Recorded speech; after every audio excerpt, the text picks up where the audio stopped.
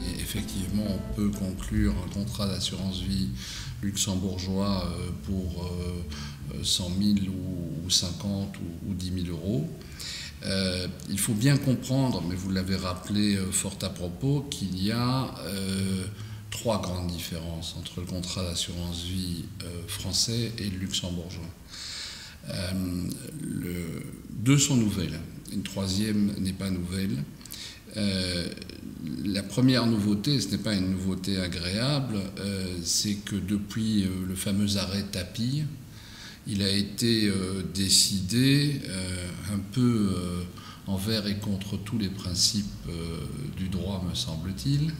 que les magistrats pouvaient saisir les contrats d'assurance vie français. Pour autant, a dit l'arrêt, que le magistrat appelé à prendre la décision applique un autre code que le code civil. Donc on vient là de rompre l'unicité, le principe de l'unicité et d'unité du droit français, puisque si un magistrat est appelé à appliquer par exemple le code fiscal ou le code pénal, eh bien il peut donc saisir un contrat d'assurance vie. Première possibilité. Deuxième possibilité, tranquillement, au mois de décembre 2013, est adopté, si mes souvenirs sont bons, le 18, mais je ne me souviens pas parfaitement, une loi pour les vacances de Noël quasiment, permettant au fisc français de saisir les contrats d'assurance vie français.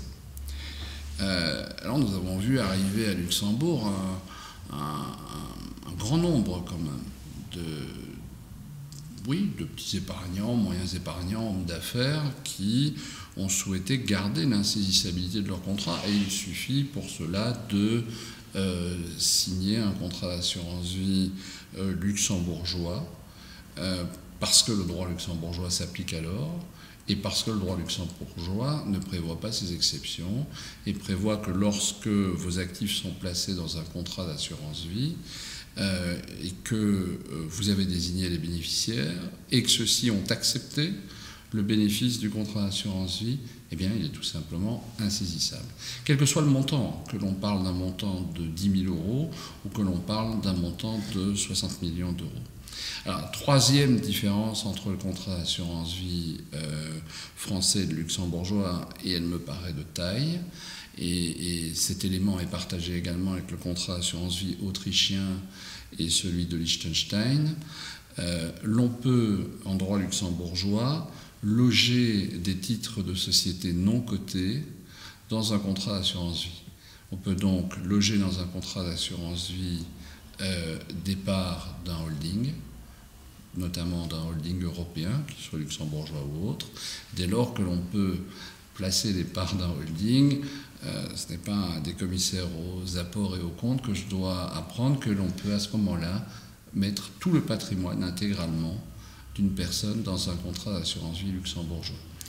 La deuxième conséquence qui émeut un peu le Sénat français actuellement,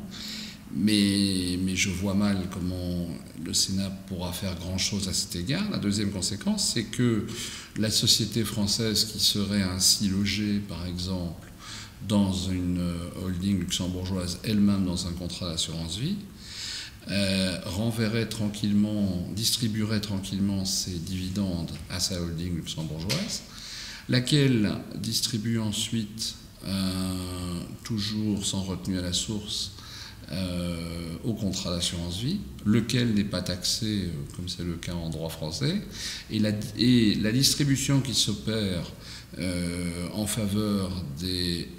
non plus des actionnaires, mais maintenant les souscripteurs bénéficiaires du contrat d'assurance vie, est alors taxée non pas à la fiscalité des dividendes, mais à la fiscalité des rachats du contrat d'assurance vie, qui est, comme vous le savez, beaucoup plus favorable en droit français et d'ailleurs dans la majorité des pays européens. Donc on a là un outil qui est un outil qui d'un côté permet d'assurer une insaisissabilité, d'un autre côté permet de loger dans le contrat d'assurance vie en ayant ainsi une vision patrimoniale complète tout le patrimoine, et enfin qui me semble-t-il, dans une certaine mesure, pourrait réaliser